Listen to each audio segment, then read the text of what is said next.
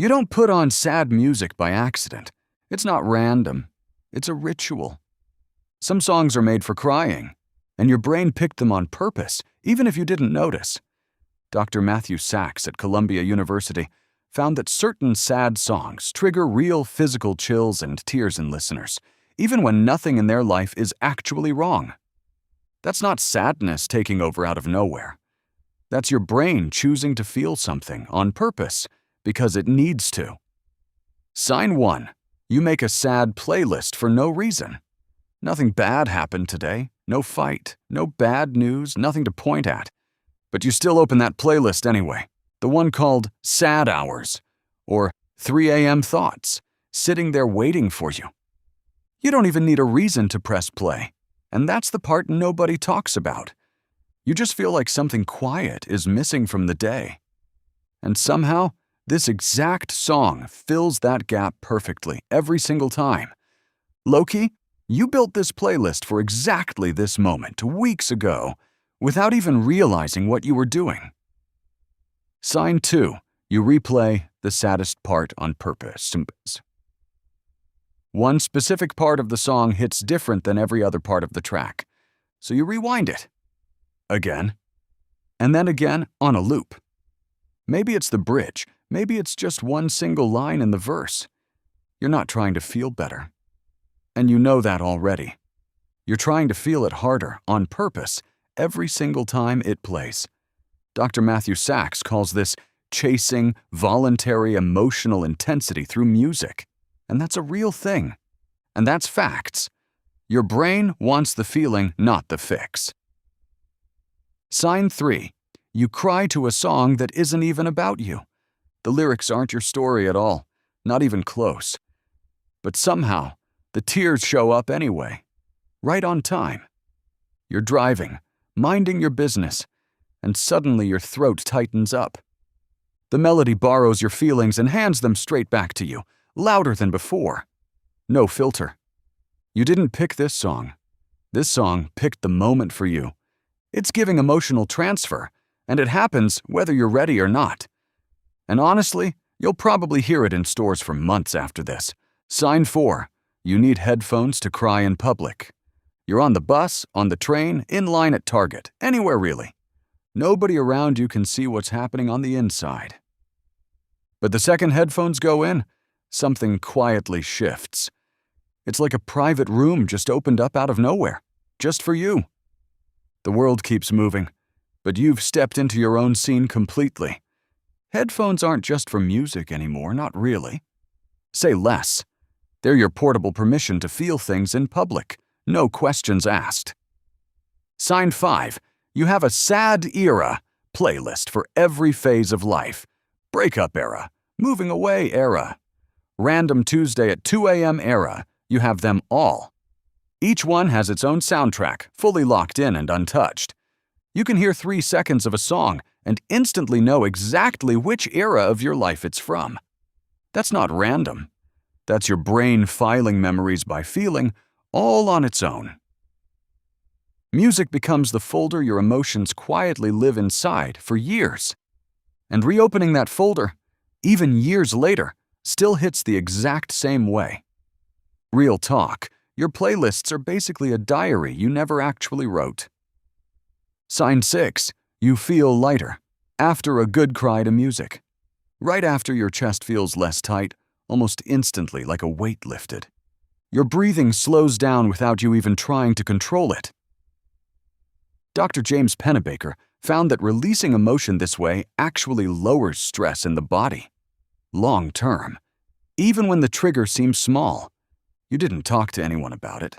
You didn't journal anything down or text a friend. You just let one song carry it out of you completely, start to finish. And somehow, that's enough to reset your whole evening every time. Honestly, that's the whole point of doing it in the first place. Sign 7. You pick music that matches your mood, not fixes it.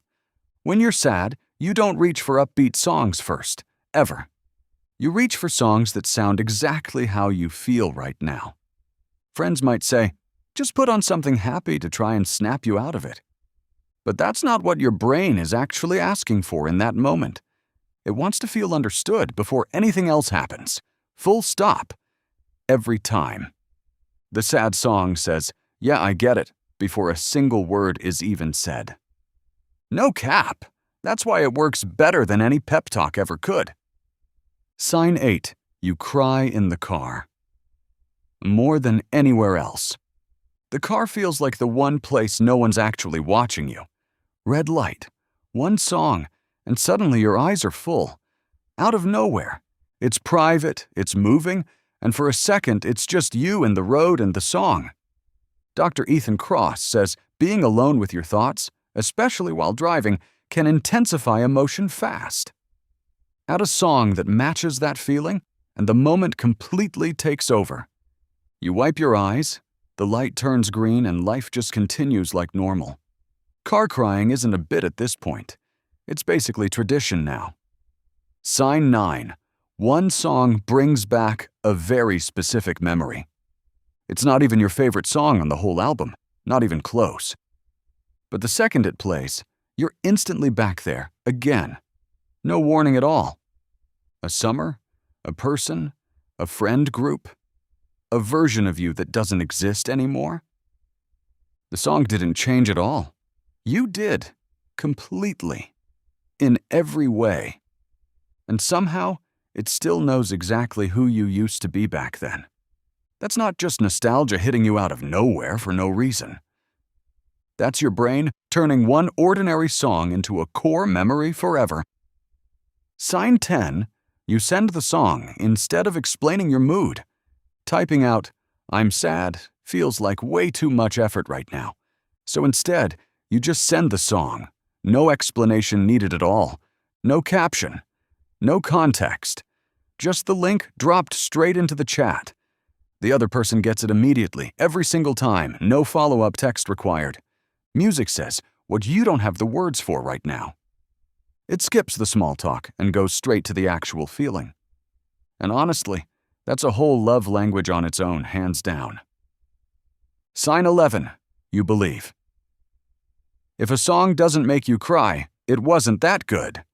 You finish an album and immediately think, okay, but did it move me? If nothing hit, the whole album feels like it missed somehow, even if it was good. You're not being dramatic about it at all, even if it sounds like it.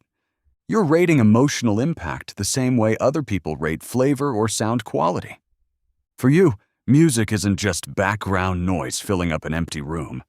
It's a feeling delivery system, and it either delivers the gut punch or it doesn't. And if you relate to even half of this, hard agree, same.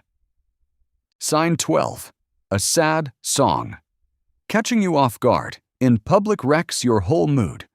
You're just at the grocery store, minding your own business. Then, your song comes on over the speakers out of absolutely nowhere. Suddenly you're standing in the cereal aisle, fully spiraling, holding a cart. Nobody else even notices. The world just keeps shopping around you completely unaware. But for you, the whole vibe of the day just shifted instantly, no warning. You finish your shopping, but something about you feels a little different now. And that's a vibe shift nobody else even clocked but you.